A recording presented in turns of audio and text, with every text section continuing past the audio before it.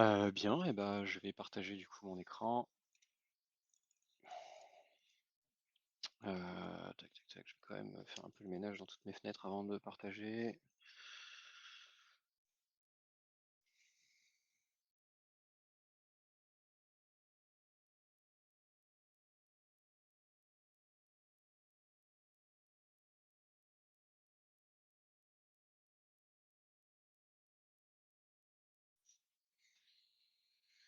Alors,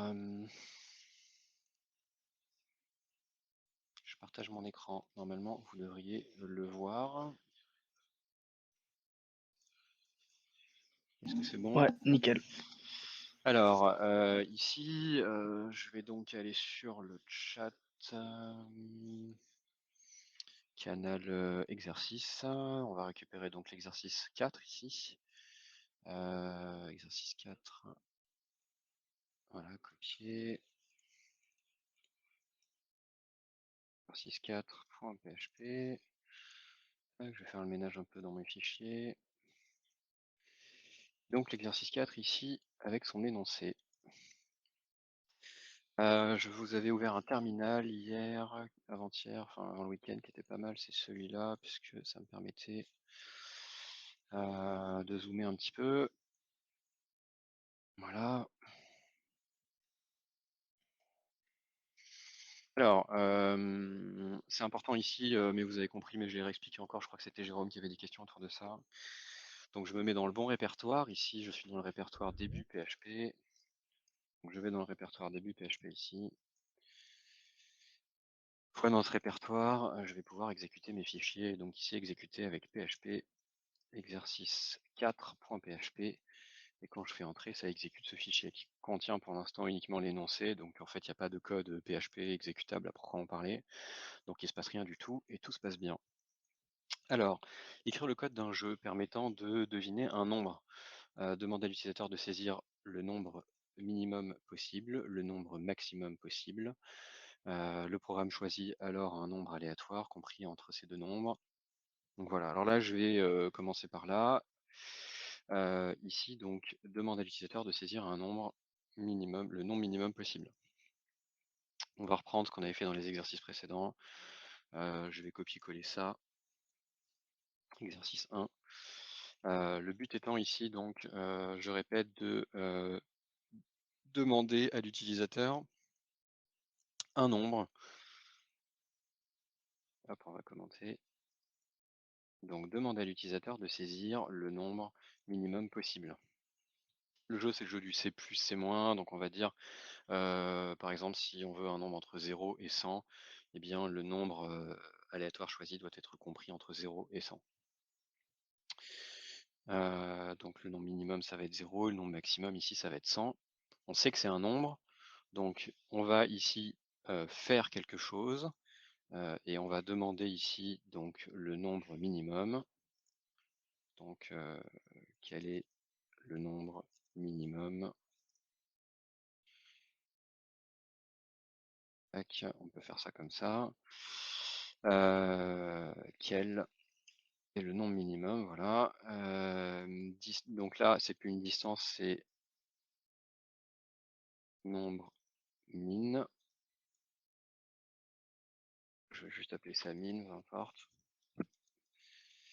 Min, min. Voilà.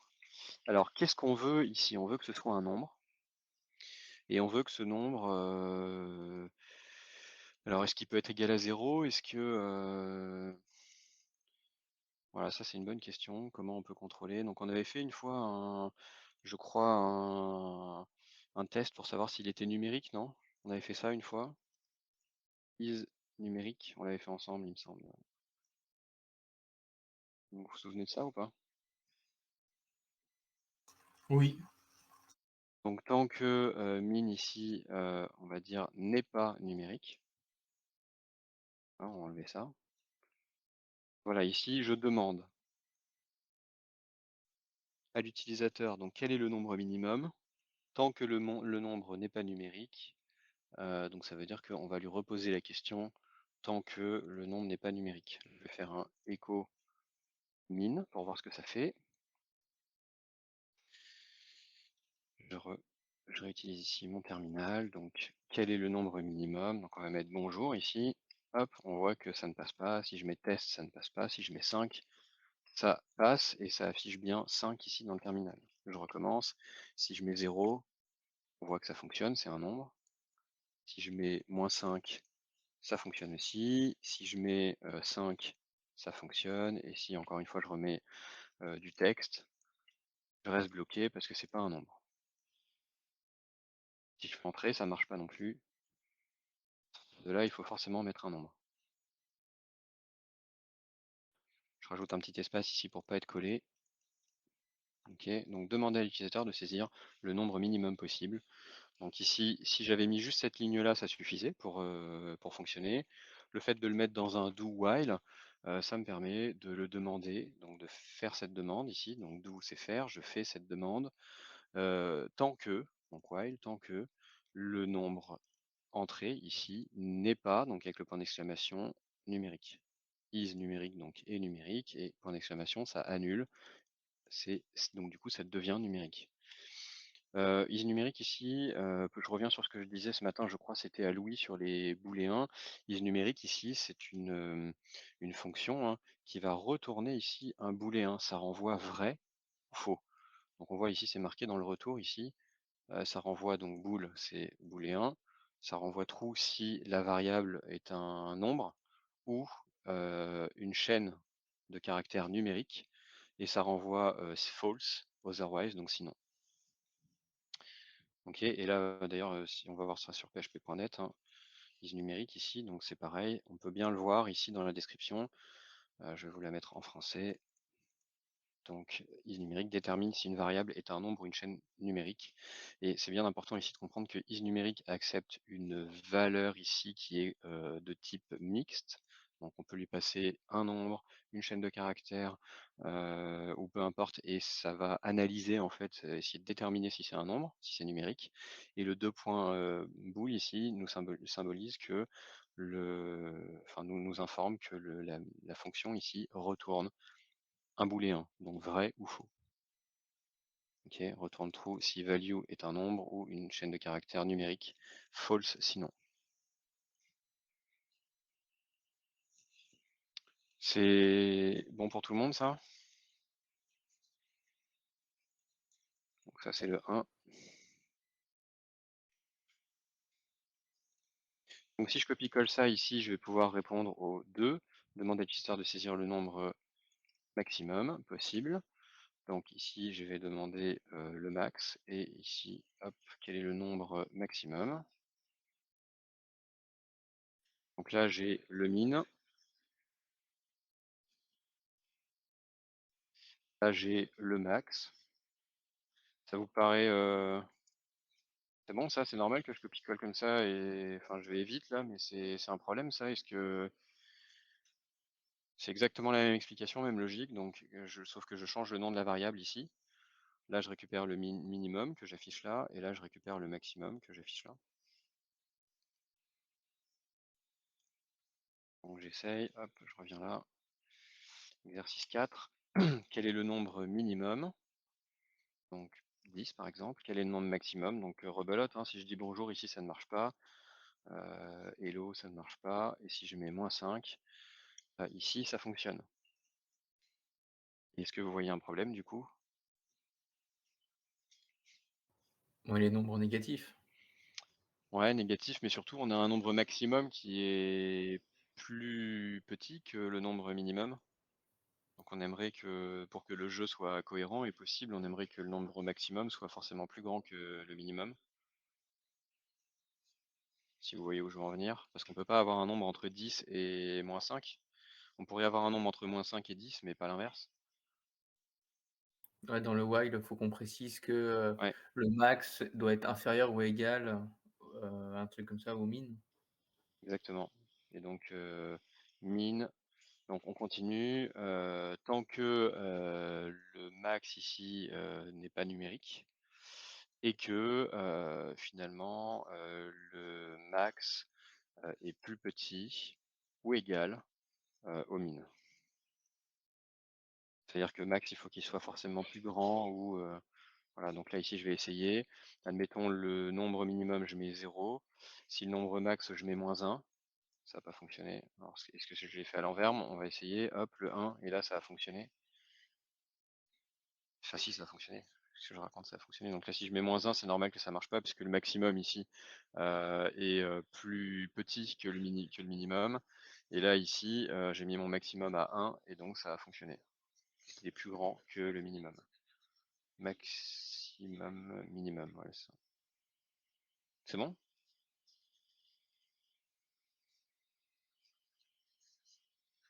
Là, vous avez compris pourquoi j'ai rajouté ça, là?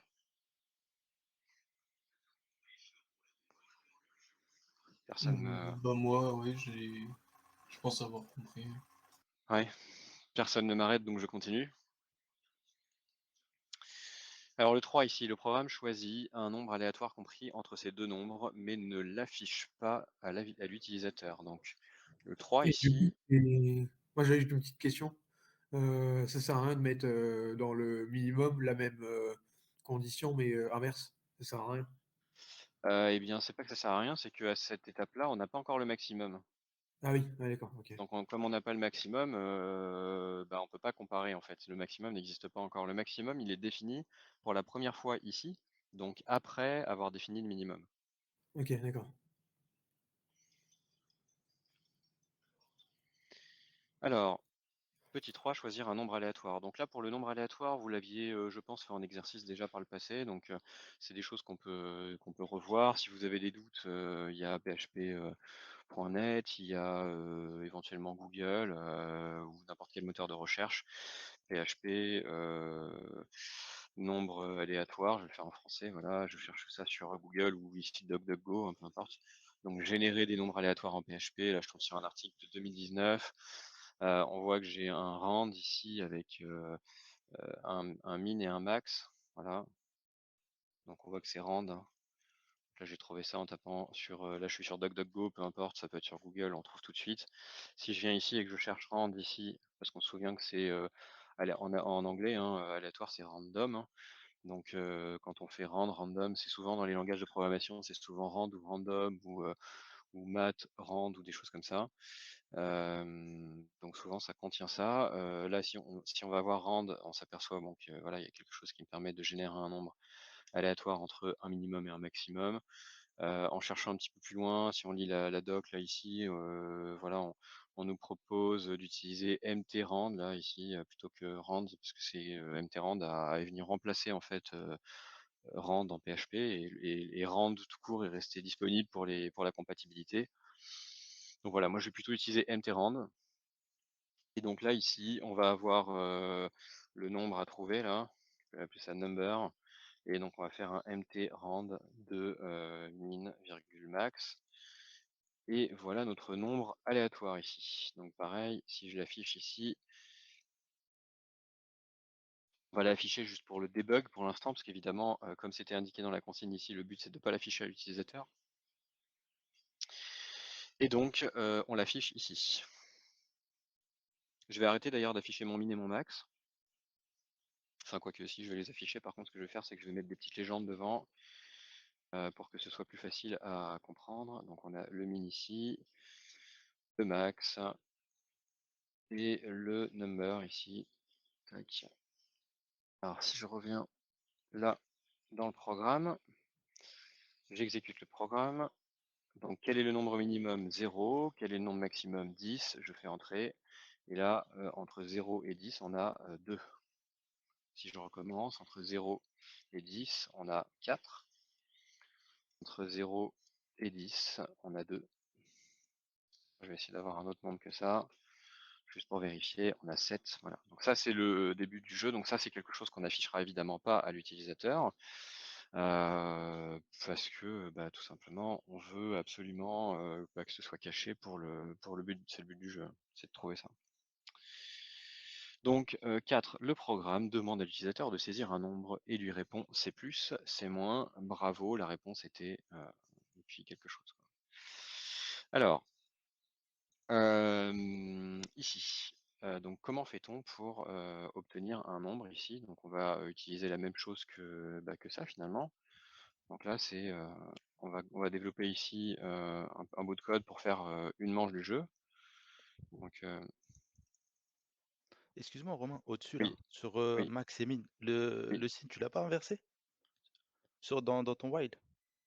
Dans le while ici, Ouais, t'as mis le max inférieur. Pour moi, c'est inférieur égal, là. ouais, le max il est inférieur ou égal à min. Eh ben, c'est l'inverse. Ce qu'on veut, c'est l'inverse. On veut Ah, que ce ce qu'on veut. soit plus grand, strictement plus grand, D'accord. strictement supérieur. On veut pas qu'il soit plus petit ou égal. Donc là, ici, on a un plus petit ou égal, c'est-à-dire qu'on va continuer à demander à l'utilisateur d'entrer un nombre tant que il est plus petit ou égal, parce qu'on veut justement qu'il soit plus grand. Donc ici, D'accord, on- je l'ai la, inversé, con- ouais. J'ai fait ouais, ça la, première. exactement. Donc là, la condition en fait est inversée par rapport à ce qu'on veut, parce que ici, on continue à demander à l'utilisateur de nous donner une valeur max tant que max est plus petit ou égal à min, et que donc du coup, il n'est pas plus grand. Dès qu'il est plus D'accord. grand, en fait, on arrête de demander et on Ok, continue. merci. Donc, code d'une manche du jeu. Donc ici, on va faire une manche. Donc une manche, c'est quoi? C'est dans ce jeu, on va demander à l'utilisateur de nous donner un nombre. Et quand il va nous donner ce nombre, on va lui dire c'est plus petit. Enfin, tu n'as pas le bon nombre, le nombre qu'on cherche est plus petit. Ou tu n'as pas le bon nombre, il est plus grand. Ou alors, c'est le bon nombre. Donc là, on va commencer par demander un nombre à l'utilisateur. Donc je copie-colle ici ce que j'avais fait pour l'exercice 1, enfin pour le point 1. Donc je vais demander ici quelque chose que je vais appeler input. Là, c'est ce que l'utilisateur va rentrer, hein. Alors, et on va ici demander à l'utilisateur quel est le nombre caché, peu importe. Quel est le nombre caché? Donc ici, il va nous donner une valeur. Et on va ensuite, alors, ouais, on va dire que déjà, il faut que ce soit un nombre. Voilà, c'est obligatoire, il faut que ce soit numérique. Donc tant que c'est pas numérique, bah, on lui repose la question. Si l'utilisateur met un texte, bah, de toute façon, on va pas aller plus loin et on va lui redemander le nombre. Ensuite, une fois qu'on a ce nombre, eh bien, on va le comparer. Donc ici, si le nombre, donc input, est plus grand, strictement supérieur à number,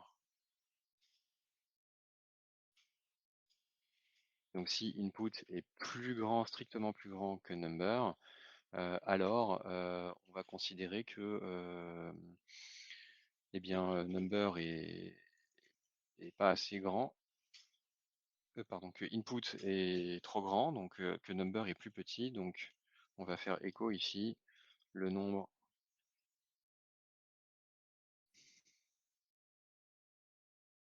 caché est plus petit. Voilà. Donc là, je vais bien mettre ici l'anti-slash n pour sauter une ligne, histoire que dans le terminal, il n'y ait pas de problème de saut de ligne. Donc le nombre caché est plus petit. Donc ici, on fait une condition, donc else if, donc si ici le number, l'input, pardon, est plus petit que le number, alors le nombre caché est plus grand.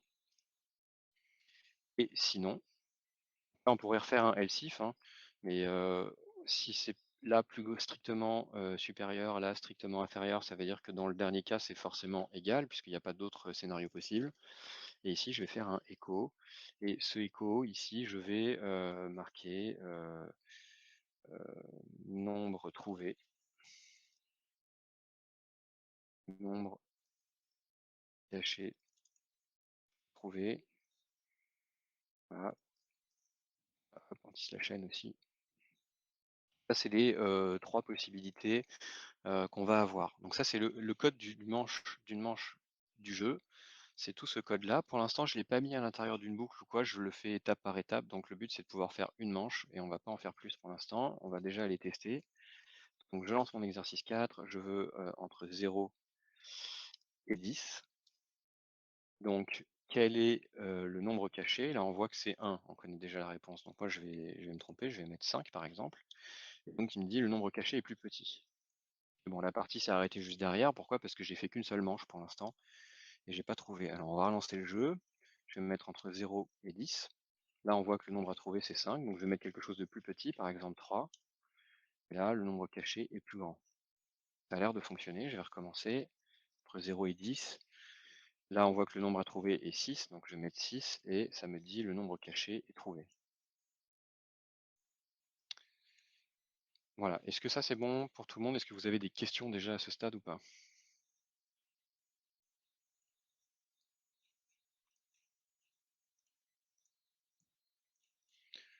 Moi, c'est pour la syntaxe, du coup, Ouais. à chaque fois, du coup, qu'on remet un else if, par exemple, il faut rouvrir une accolade, non? C'est ça? Oui, alors c'est pas nécessaire quand il n'y a qu'une seule ligne, c'est-à-dire que là j'aurais pu l'écrire comme ça. Ah, ça c'est tout à fait conforme. À chaque fois on met un if ici ou un else if, s'il n'y a qu'une seule instruction dans la condition, ici dans le if, ou dans le else if, ou dans le else, eh bien on n'a pas besoin, ce n'est pas nécessaire de mettre les accolades. Ça fonctionne tout à fait, hein, je peux le montrer. Hop. 0, 10, et là si je mets 4 par exemple, bah, on est bien dans le dernier cas, le nombre caché est trouvé. Ça fonctionne. En revanche, c'est important de les mettre, ces accolades, déjà pour la lisibilité, c'est-à-dire que c'est plus facile, vous verrez avec l'expérience, c'est plus facile de lire du code si les accolades sont présentes. Pareil c'est comme pour l'indentation, hein, là, si je réindente mon code ici, voilà, dès que l'indentation est respectée, c'est-à-dire que là j'ai bien ça ici, bah, ça facilite grandement la lecture. Je sais plus qui, tout à l'heure je crois que c'était Quentin, qui avait, montré son code. Bah, si on a des trucs qui sont indentés comme ça, on sait plus s'ils sont à l'intérieur d'une condition ou pas. Là si je fais ça par exemple et si je fais, ça, comme ça là, bon bah là, vous pouvez plus comprendre, d'un seul coup d'œil ce qui se passe, quoi. Vous savez plus ce qui est dans le if, dans le else if, et cetera. Donc c'est du même ordre en fait, le fait de mettre les accolades, c'est pareil que l'indentation, c'est quelque chose ça permet une meilleure lisibilité et également, je vous en avais déjà parlé, mais quand vous verrez le versionning, il y a quelque chose qui est important, c'est que là ici, si je mets pas mes accolades là, par exemple dans ce else if, eh bien, ça fonctionne, voilà. Mais si je veux rajouter une autre ligne ici, un autre écho, eh bien cet autre écho, il n'est pas dans le else if. On voit même d'ailleurs qu'il y a une erreur là qui apparaît sur mon éditeur parce que le else ici ne sait plus à quel if il appartient. Parce que cette ligne-là, elle est en trop, parce qu'on a le droit qu'à une seule ligne. Et donc, à partir du moment où je rajoute cette ligne, si je veux qu'elle soit dans le else if, il va falloir forcément que je rajoute ça. Donc, en termes de versionning, eh bien, ça vous oblige à modifier cette ligne-là et cette ligne-là. Et donc, dans l'historique de la modification de code, par la suite, vous verrez que c'est un problème parce que ça vous fait modifier deux lignes, là où vous pouviez, enfin deux lignes de plus, là où vous pouviez simplement rajouter une ligne. Donc, pour le versionning, on évite ce genre de choses aussi, pour faire en sorte que quand vous ayez une ligne à rajouter quelque part, eh bien, ça ne fasse que rajouter une ligne et pas modifier deux lignes de plus. OK. Du coup, l'accolade, ça permet aussi de regrouper, les différentes fonctions qu'on veut mettre dans ce enfin, oui, Oui, enfin, je m'explique mal. dans la condition ici, dans le if, effectivement, ça permet d'encapsuler toutes les instructions qui sont à l'intérieur, là, ici. Si j'ai OK. plusieurs instructions comme ça, bah, toutes celles-là, elles sont à l'intérieur ici, encapsulées à l'intérieur de cette accolade et donc c'est le code qui sera interprété dans le cas où cette condition est valide. OK, c'est plus clair. Voilà, donc ici on a le code d'une manche et ce qu'on aimerait c'est que, le code, le programme en fait soit en capacité de continuer et de me poser la question ici, finalement tant que je n'ai pas trouvé. Puisque là actuellement, bah, ça me dit que c'est bon ou pas, enfin ça me dit c'est plus petit, c'est plus grand ou c'est trouvé et après le programme s'arrête donc je peux pas aller jusqu'au bout du jeu. Ce que j'aimerais c'est que ça se répète. Alors qu'est-ce qui se répète? C'est toute cette partie là qui se répète.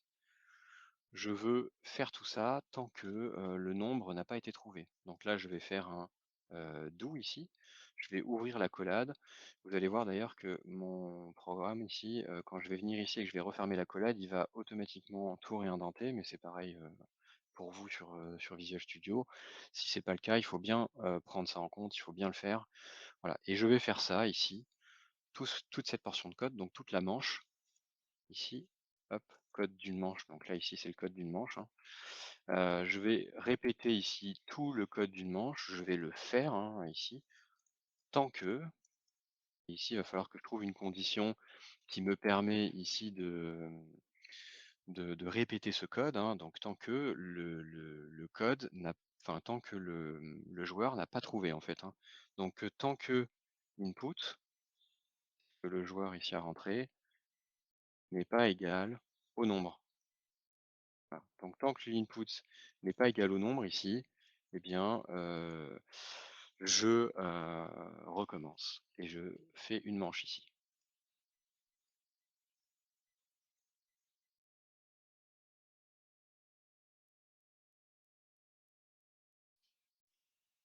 On va tester ça. Exécute entre 0 et 10. Là, donc là, on voit que le nombre est 10, hein, donc je vais essayer 2. Il va me dire le nombre caché est plus grand. Je vais essayer 4. Voilà, il est plus grand. Je vais essayer 6, il est plus grand. Je vais essayer 9, et là, je vais essayer 10. Et le nombre caché est trouvé. Je vais améliorer un petit peu mon code là. Je vais mettre plus grand que... Voilà.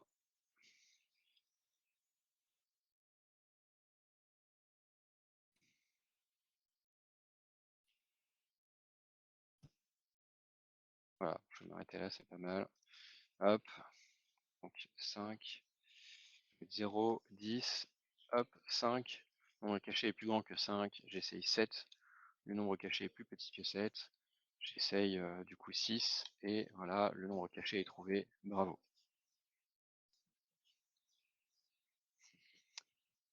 Donc ça répond ici au 4. Le programme demande à l'utilisateur de saisir un nombre et lui répond. Donc c'est vrai que l'énoncé n'était pas forcément très clair ici. L'idée, c'est effectivement de répéter autant de fois qu'il faut. Voilà, donc ici... On devait pas, excuse-moi, Ouais, afficher, enfin, après bravo, le nombre en ouais, fait. la réponse Bon, était... enfin, Ouais, ça je sert crois à rien que... parce qu'on le saisit, mais Oui, la réponse était input. Voilà. En effet, c'est ce qui était demandé.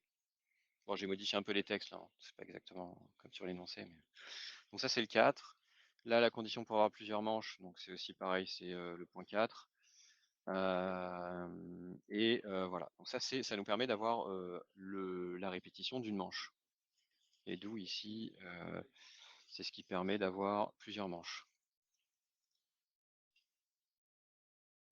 Et Romain, il n'y a Ouais. pas de break dans ton premier while? Tu fais pas un break quand tu trouves la réponse, non?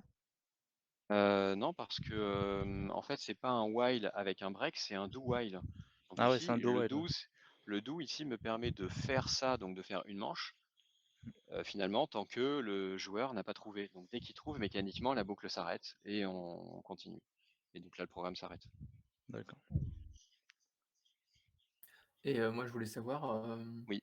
est-ce qu'il y a une réelle différence entre le rand et le empty rand? Parce que les deux, ça génère un nombre aléatoire.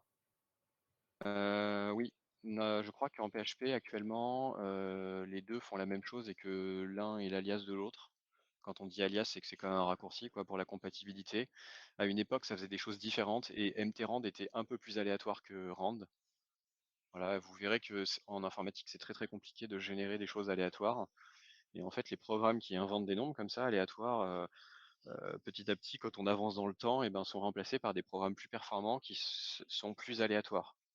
Un petit peu, et qu'on peut un peu moins déterminer parce qu'on peut faire de la prédiction en fait sur du nombre aléatoire en informatique quand on connaît bien les programmes. Et donc comme il y a beaucoup de choses qui sont basées sur l'aléatoire, notamment en sécurité, et bien si les choses aléatoires ne le sont plus tant que ça, et bien ça crée des problèmes de sécurité en fait, entre autres. Mais aujourd'hui, je crois que mtrand et rand font la même chose et il y a encore d'autres choses plus aléatoires encore qui sont arrivées entre temps. Voilà.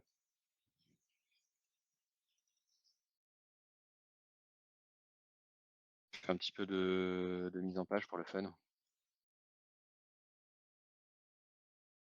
Voilà, bon là on voit que j'ai oublié un saut de ligne ici.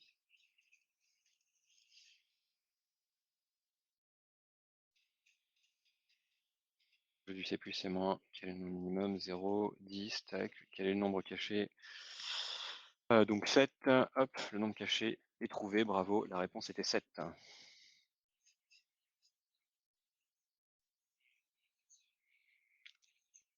Alors, du coup ici, je vais regarder la suite. Donc, on a en 4.2 ici, demande à l'utilisateur s'il souhaite rejouer sans quitter le programme. Donc, c'est-à-dire que moi, là, ici, quand je termine, ça s'arrête, ça me dit bravo. Et si je veux rejouer, je dois relancer le programme ici. Et ça, c'est un problème. Et je veux que quand je trouve le résultat, je veux que ça me redemande de faire une nouvelle partie. Si l'utilisateur rejoue, on conserve les valeurs min et max indiquées en 1 et 2. Donc là, je ne vais pas lui redemander ici. Ce que je vais faire, c'est recommencer. Alors, ce qui m'intéresse, c'est de recommencer ça, mais aussi de recommencer le choix du nombre aléatoire ici. Alors, je vais faire un petit peu de ménage ici. Je vais déplacer l'affichage du min et du max ici. Donc, je demande le min, je demande le max et je les affiche. Ici, je demande le nombre aléatoire et je l'affiche. Et ce que je veux répéter, en fait, c'est ça. Voilà, c'est ça que je veux répéter. Je veux répéter ici le fait de choisir un nombre, l'afficher. Bon, ça pour l'instant c'est pour le debug, hein, parce que après évidemment ça je vais le masquer. Je veux ici refaire le jeu, les manches et tout ça. Donc c'est ça que je vais répéter. Et donc là, qu'est-ce que je fais? Je vais répéter, donc faire ça, pareil avec un do while ici. Donc je fais ça.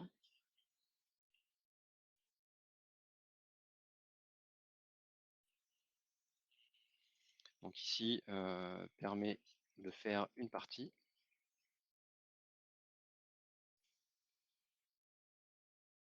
Là, ici, on a le do qui se termine là, donc avec le while ici, donc fin de la partie.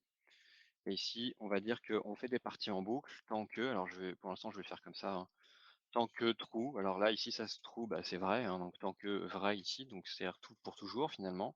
Donc si je fais ça, ici je vais vous montrer, on fait une partie, donc le nombre minimum c'est 0, nombre max 10, quel est le nombre caché, donc là ici admettons je trouve tout de suite, je fais 8, voilà, le nombre caché est trouvé, bravo, la réponse était 8. Ensuite là on voit que ça recommence, il y a bien 4 ici, quel est le nombre caché? Donc ici, quel est le nombre caché? Donc je vais dire 4.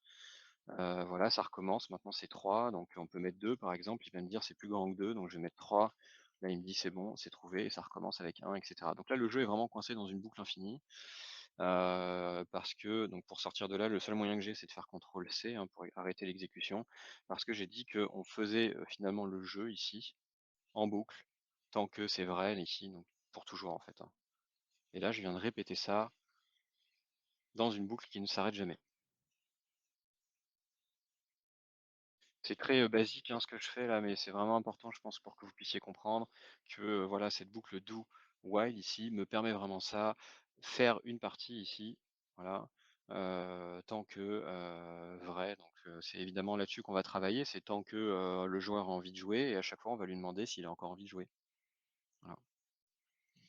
Donc là, on va faire par exemple un continue égal, et on va lui demander est-ce qu'il veut continuer oui ou non. Donc on va utiliser toujours pareil un readline. On va lui dire continuer pour l'interrogation, et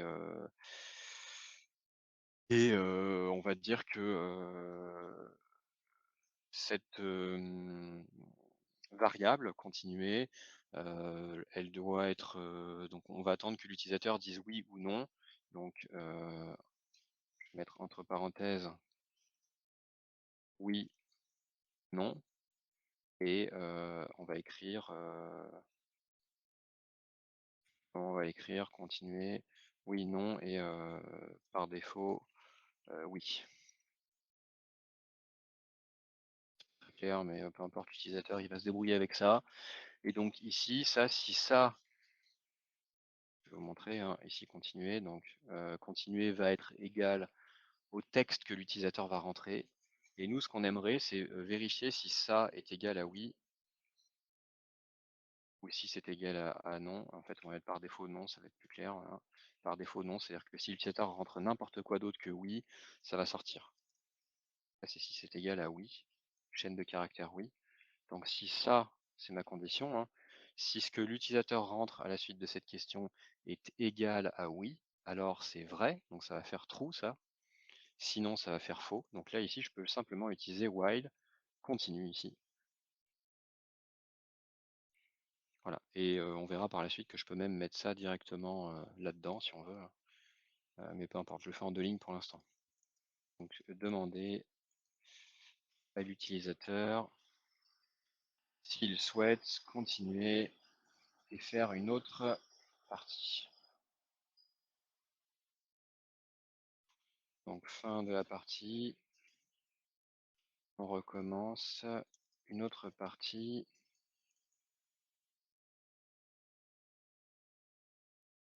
Souhaite jouer. Voilà. Alors je reviens là. Je vais faire un autre truc aussi parce qu'on a vu tout à l'heure que c'était pas très clair.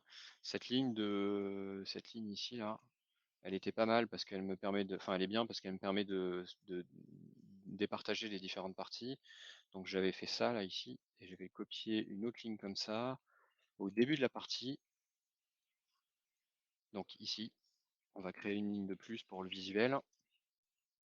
Tac, on va recommencer. Donc là je fais clear moi dans mon terminal pour tout effacer. Et on va recommencer PHP exercice 4.php, j'exécute. Jeu du C++ c'est moins, quel est le nombre minimum 0, quel est le nombre maximum 10. Voilà, donc ça c'est pour le debug. Hein. Je vais l'effacer d'ailleurs puisque c'est marqué là. Hop, j'efface mon debug ici. Voilà, donc là on a une nouvelle partie. Pareil, pour que ce soit un peu plus fun ici, je vais mettre nouvelle partie. Donc echo nouvelle partie avec le sol ligne. On va mettre des petits caractères voilà, pour symboliser le début de la partie, peu importe. Hop, je recommence, je quitte, je relance. Quel est le nombre minimum? Donc ici 0, le nombre max 10. Nouvelle partie. Alors le nombre ici, ça c'est pour le debug, hein, ça va disparaître par la suite. Quel est le nombre caché? Donc là si je mets 3, il me dit c'est plus petit. Si je mets 1, il me dit c'est plus grand. Si je mets 2 ici, il me dit le nombre caché est trouvé. Bravo pour la réponse. Était 2. Continuer, oui, non. Voilà, par défaut, non. Donc là, si je marque oui et que je fais entrer, on va voir comment on peut reformuler ça parce que c'est pas très clair. Si je marque oui ici, donc nouvelle partie, voilà. Bon là, si je mets 9 par exemple, il me dit que j'ai trouvé. Et là, si je mets n'importe quoi d'autre que oui, le programme s'arrête. Alors, tac, ça je vais le mettre ici, continuer. Oui. Entrer oui ou non. Voilà, on va juste laisser par défaut, on s'en fout. On va dire que si voilà, on va continuer pour interrogation, je vais mettre comme ça, je vais mettre oui pour continuer. Voilà.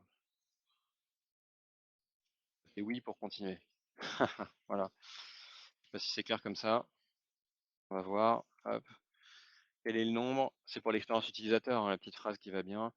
Donc 0, 10, quel est le nombre caché? Donc 4, et ici, nombre caché est trouvé. Bravo, la réponse était 4. Continuer, tapez oui pour continuer. Donc, je vais laisser un espace de plus ici pour que ce soit pas collé. C'est reparti. C'est bon ça?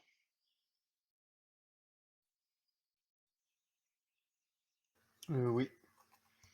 Donc si je reviens là, c'était le 4.2 là ici. Voilà, 4.2, 4.2. Donc permet de faire une partie, entre parenthèses 4.2 ici. Et c'est surtout là que ça se passe. Voilà, parce que ça c'est ce qui permet de continuer. Et ça aussi c'est pour 4.2, voilà.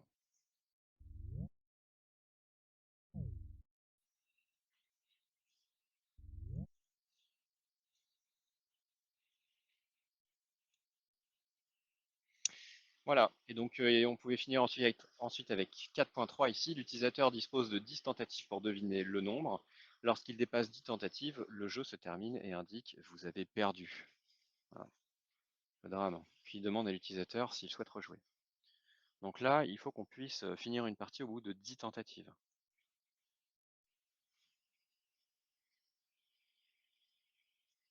Alors,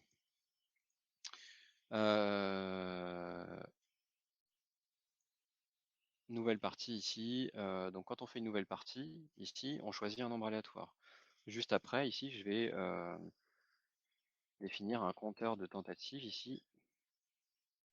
Donc qui va me permettre, donc ça, faut bien le mettre au bon endroit, évidemment, le compteur de tentatives. Attempts 0. Il y a 2 T, je crois. Voilà. Hop. Donc on est à 0 tentative ici. Donc ça, il faut le mettre au bon endroit. Pourquoi? Parce que tout simplement, il faut qu'il s'initialise à 0 et surtout se réinitialise au début de chaque partie. Donc là, on a mis un petit peu de mise en page en plus. Donc, et ça, c'est le point 4.3. Voilà, compteur de tentative. Donc ce compteur de tentative, il est là au début de ma partie, donc permet de faire une partie. Ici, je suis au début, ça c'est tout ce qui se passe au début d'une partie. Il faut bien le mettre quelque part par là, hein, dans tout ce que j'ai sélectionné en bleu, donc soit avant ça, soit ici, là. Et il ne faut pas le mettre dans la manche ici, hein. Là, ici, on a les manches d'une partie. Donc là, le compteur de tentative, on le réinitialise à 0, là, ici. Voilà. Ensuite, on va l'incrémenter, ce compteur de tentative. Donc, on l'incrémente à l'intérieur ici de la manche. À chaque fois qu'on fait une manche, on va lui rajouter 1. Donc, pour l'instant, je peux le faire ici, attempts ++, donc ce qui me permet de rajouter 1 à chaque fois que je suis dans une manche, je l'incrémente de 1. Ça me permet de compter le nombre de tentatives et de savoir où on se trouve. Voilà, alors ce nombre de tentatives, s'il est à 0 ici et que je l'incrémente au début de la manche, ça veut dire que dès la première manche, il est égal à 1. Et tout ce que je vais faire après ici va être basé sur le fait que finalement, ma première manche, c'est la numéro 1 et je vais aller jusqu'à la manche 10 au maximum. Si je mets mon compteur de tentative à la fin ici, hein, ce qui est possible aussi, eh ben, je vais faire tout mon code ici en considérant que ma première manche est la manche 0 et je vais aller jusqu'à la manche 9 avant de m'arrêter. Et ça fera 10 tentatives aussi. Je ne sais pas si ça c'est clair pour tout le monde. Donc le positionnement de ce petit bout de code a une importance. Soit je le mets au début ici, soit je le mets à la fin. Si c'est au début, eh bien, je vais de 1 à 10. Si c'est à la fin, je vais de 1 à 10, oui. Et si c'est à la fin, je vais de 0 à 9. Le positionnement du code est vraiment important, hein. Ça ne fera pas exactement la même chose si vous le positionnez à un endroit ou à un autre. Évidemment, voilà, ce compteur de tentative, je l'incrémente à l'intérieur de la manche, hein, toujours pareil, je ne vais pas le mettre à l'extérieur, sinon je vais forcément avoir un problème. Donc là, ce que je vais faire, c'est que je vais le mettre à la fin. Je vais le mettre au début, voilà, comme ça. Comme ça, ce sera plus logique pour les humains. En fait, si je réfléchis comme un ordinateur, je pars de 0. Si je réfléchis comme un humain, je pars de 1. La première manche, c'est pas la manche 0, c'est la manche 1. Et donc, du coup, j'ai envie d'avoir ce compteur qui compte plutôt comme un humain parce que je vais me servir de ça à l'affichage. Et ici, je vais pouvoir indiquer à l'utilisateur le numéro de la manche. Par exemple, ici, là, le nombre caché est plus petit que, donc là, je vais pouvoir rajouter quelque chose qui dit, je sais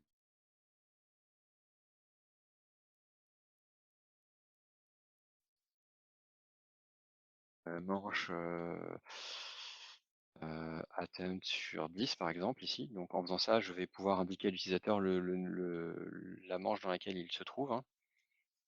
Et ça, il va falloir que je le mette ici, à chaque fois. Donc on va voir, ça c'est dommage de répéter du code comme ça, donc on va voir ensuite comment on peut faire pour ne pas le répéter. Là, si je fais exercice 4, quel est le nombre minimum 0, nombre max 10. Ici le nombre est 5, donc si je fais 1, voilà, manche 1 sur 10, le nombre caché est plus grand que 1. Si je fais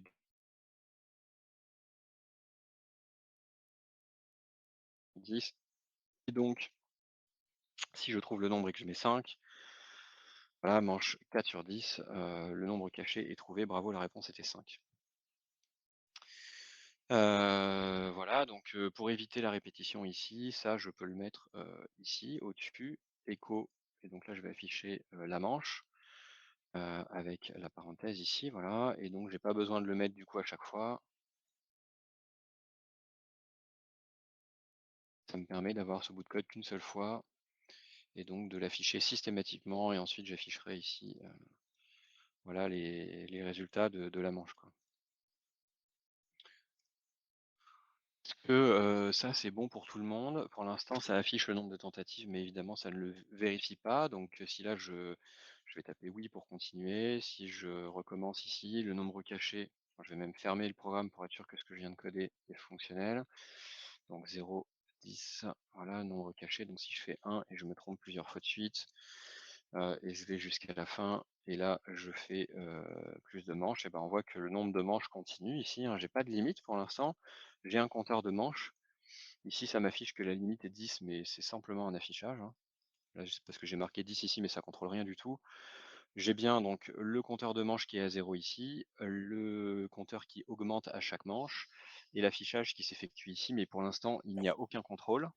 Si je trouve le résultat ici, donc je sais plus, c'était 4, voilà, et bien 4, hop, ça me demande si je veux rejouer, je tape oui, je fais entrer, ça me fait une nouvelle partie, là je me trompe tout de suite, et je suis bien reparti à 1, donc ça recommence à 0, enfin à 1 du coup, au début de la partie. Et là, il va falloir que je contrôle ce nombre. Est-ce que c'est clair pour tout le monde, ça, avant que je fasse le contrôle?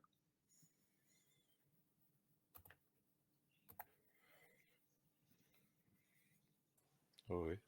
C'est Oui, bon? oui, pour moi. Ok. Donc là, ici, je vais dire tant que...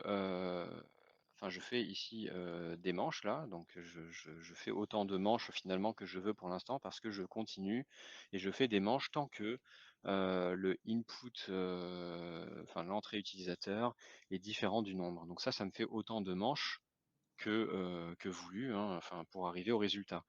Moi, maintenant, ce que je souhaiterais, c'est que ça s'arrête et donc que ça fasse des manches que si, donc je vais dire et, ici, le nombre de tentatives, voilà, est inférieur ou égal à, et je vais mettre ici 10, puisqu'on veut aller de 1 à 10. Donc là, ça va s'arrêter normalement à 10, on va essayer tout de suite. Voilà, donc 0, 10, hop, hop, hop, je me trompe plusieurs fois, 7, 8, 9 et 10, ici je fais entrer. Ça s'est pas arrêté. 11, voilà, et ça s'est arrêté après, ça s'est arrêté à 11. Voilà, donc là on est allé un trop loin. Pourquoi? Parce que j'ai mis supérieur ou égal ici. Inférieur ou égal, donc c'est tant que c'est inférieur à 10. Là j'avais compté une de trop. Bien, on va pouvoir continuer ici. Là, j'ai changé de dossier, voilà. Début, hop, exercice 4, donc 0, 10. Quel est le nombre caché? Donc là je me trompe, je fais 1, 2, 5, 6, 7, 8, 9. Et pour le dernier, je fais entrer. Là, je suis à 10 et il me dit continuer, taper oui pour continuer ou non. Donc là, ça s'est bien arrêté. OK. Et pour finir, ce qu'on aimerait, c'est que eh bien, ça affiche un message qui dit ici, vous avez perdu. Donc pour afficher un message de ce type-là, on va faire un écho ici, vous avez perdu, et on ne va l'afficher que si, c'est une condition ici. Donc la structure de la condition est toujours la même, hein. Si une condition, alors dans la boucle ici, enfin dans les accolades, donc dans le if, dans la condition, j'exécute cette instruction ici. Vous avez perdu. Tac. Alors si ici, si quoi en fait, hein, qu'est-ce qui fait qu'on affiche ce message et qui dit qu'on a perdu? Eh bien tout simplement si attempt ici est égal à 10.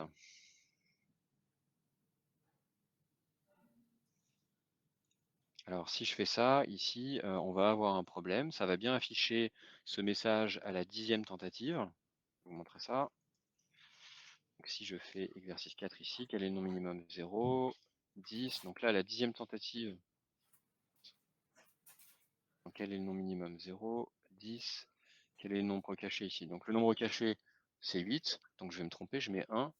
Voilà. Et arrivé à la 10e, ici, ça me dit vous avez perdu. Continuer, taper oui pour continuer. Voilà, donc là ça a bien fonctionné, mais il me dit bien vous avez perdu. Le problème ici, c'est que si je refais une partie, je mets entre 0, je mets, pardon, là je dois trouver 5. Donc quel est le nombre caché? Je vais me tromper là 9 fois. Et à la 10e fois ici, je vais dire 5. La number c'est 5, hein. Donc si je fais ça ici, il me dit le nombre caché est trouvé, bravo, la réponse était 5. Et ensuite il me dit vous avez perdu. Voilà, parce que j'étais à la 10e tentative. Et moi ici, j'ai fait un simple test qui dit que ça dit vous avez perdu si on est à la 10e tentative. Mais on peut aussi gagner à cette tentative. Donc c'est si on arrive à 10 Salut et que Lily! Coucou Lily! ah, Bonjour bébé! Thibaut, on entend Bonjour bébé! ton micro qui est ouvert. Donc là, c'est inférieur ou égal, non? Ouais. Et que le input est différent du number. Merci Thibaut. Et donc input est différent de number ici.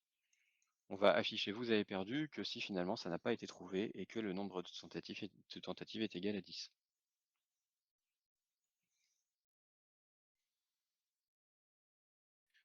Affichage du message de défaite. C'est 4.3. Ici, plusieurs manches. Et 4.3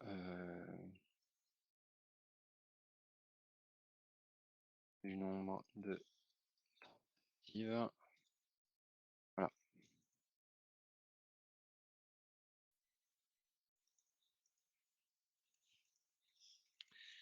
Est-ce que ça c'est clair pour tout le monde ça?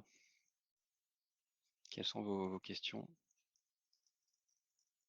On va vérifier que ça fonctionne quand même. Donc je relance le programme entre 0 et 10. Quel est le nombre caché? Donc je vais mettre 2. Voilà. Jusqu'à ce que j'arrive à la manche. Bah, je suis allé trop vite.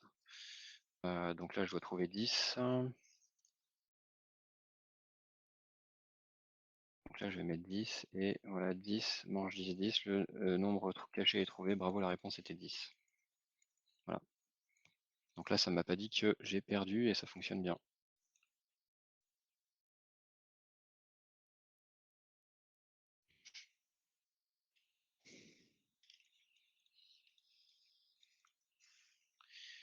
Avez-vous des questions?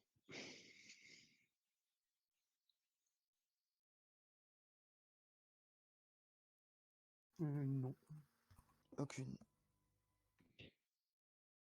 bah du coup moi j'avais pas du tout fait comme ça, je sais pas les autres si c'est la même chose, mais j'avais pas du tout utilisé le do par exemple pour boucler les questions, mais Ouais, c'est vrai que c'est peut-être plus facile et à mettre en place et en plus ça économise peut-être des lignes aussi. ouais, bah c'est peut-être plus logique. Je sais pas ce que j'ai fait là. C'est peut-être plus logique de faire du do while dans ce cas-là, mais c'était possible de le faire avec un while tout court. Ça marchait, ça fonctionnait aussi avec bah après en orienté objet aussi on pouvait le faire. Enfin il y avait d'autres options, hein. En fait c'est toujours pareil, quand on code, il n'y a pas qu'une seule façon de faire. Moi instinctivement là je serais tenté de le faire comme ça. Je trouve ça peut-être plus facile à comprendre aussi. Enfin c'est comme ça que ça me paraît le plus logique de le faire là. Ce qui veut pas dire que c'est la meilleure option. Je suis sûr que si j'en faisais à plusieurs au bureau là, moi, William ou Luc ou Lucas ou David ou Christine, on n'aurait pas forcément la même façon de le faire, donc on pourrait en débattre par la suite, quoi. Ok.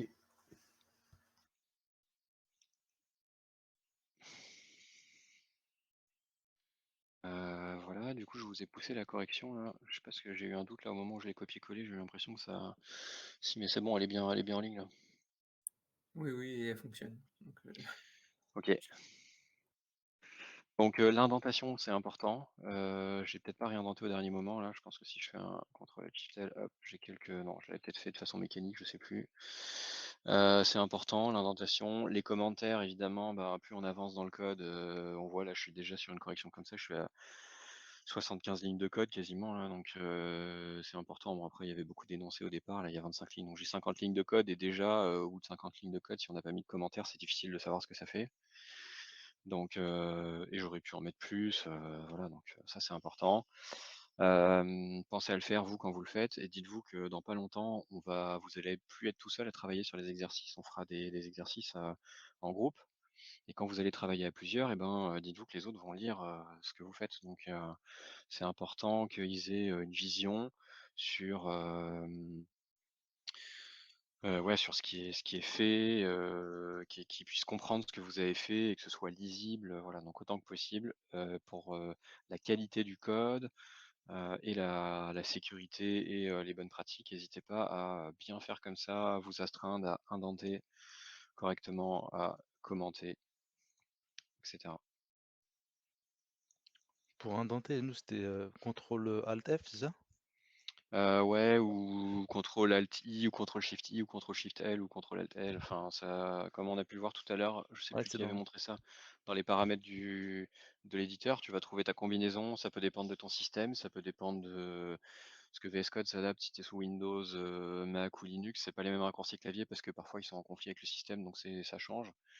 Et après ça dépend des logiciels, mais dans l'absolu, ce qu'il faut, c'est que vous soyez capable de retrouver la combinaison dans les options du logiciel que vous utilisez, parce que vous aurez jamais le même logiciel, donc ou le même système.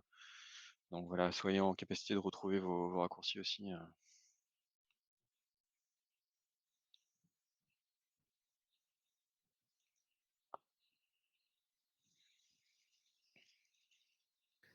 Moi, Romain, je veux bien que tu réexpliques la partie affichage du message.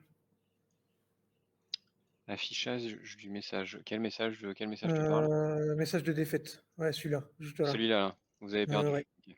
ouais. Alors ici, on avait les tentatives. Donc les tentatives, ça commence là.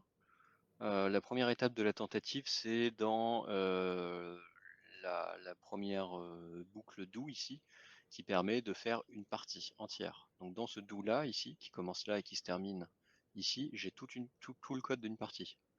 Quand on commence une partie ici, on fait plusieurs choses. On affiche déjà à l'utilisateur quelque chose qui dit nouvelle partie. On choisit un nombre aléatoire et d'ailleurs on l'affiche ici. Ça, pour les raisons du jeu, je l'ai laissé, mais il faut évidemment l'effacer, hein. Ça c'est pour le debug. Ouais. Ensuite, ici, on réinitialise. Enfin, je dis on initialise parce que la première fois on l'initialise, mais à partir de la deuxième partie, on réinitialise le nombre de tentatives et on le met à 0. Et à partir de là, on rentre dans une nouvelle boucle qui va nous permettre de répéter à l'intérieur d'une partie ce qu'on appelle une manche. Et la manche, c'est le fait de pouvoir choisir un nombre et que le jeu nous dit si on a trouvé, enfin si c'est plus petit, plus grand, si on a trouvé et éventuellement si on a perdu parce que ça fait 10 fois. Donc ça c'est une manche. Donc à l'intérieur d'une manche, j'augmente mon nombre de tentatives de 1 ici. Donc ça veut dire que Ouais. dès la première manche ici, je suis à la tentative numéro 1 puisque j'étais à 0, donc je passe à 1. Mm. Et tout va découler de ça. Donc j'affiche à l'utilisateur ici quelque chose qui dit que je suis à la manche 1 sur 10, puis 2 sur 10, etc. Autant de fois que j'ai de manches. Ici, si on arrive à la manche 10, donc si le nombre de tentatives est égal à 10 et que le input, donc ce qui a été rentré par l'utilisateur, est différent du nombre à trouver, qui est défini ici, Ah le oui, number, d'accord, ok, j'ai compris. voilà, Ok, ça et marche. que c'est différent du nombre, bah si Ok. dans ce cas-là, on lui affiche vous avez perdu parce qu'on est à la 10e manche et le nombre n'est toujours pas le bon, donc c'est perdu, voilà, et c'est pour ça qu'on affiche vous avez perdu. Et on a un autre bout de code ici qui nous permet de sortir de la boucle des manches et donc de ne pas avoir une 11e manche qui dit que on fait des manches tant que le nombre de tentatives est plus petit que 10. Donc on n'est pas à notre 10e manche, c'est-à-dire que dès qu'on arrive à la 11e manche, bah, c'est plus possible et on sort de la boucle. Et que l'input est différent du nombre ici de number, donc ça veut dire que ce n'a pas été trouvé. Donc si Ok, ça a ça été marche. trouvé, ou si le nombre de tentatives arrive à plus que 10, à 10 ou plus, eh bien la répétition des manches s'arrête et on passe au bout de code ici qui nous permet de savoir si on va aussi répéter ou pas la partie finalement. Voilà. Oui, d'accord, ok, ça marche, j'ai compris.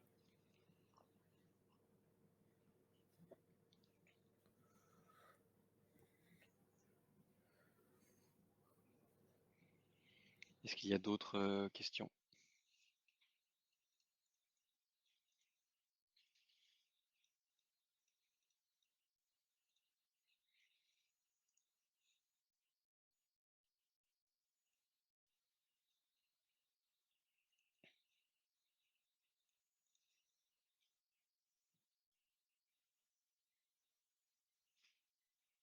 Non, pas de questions?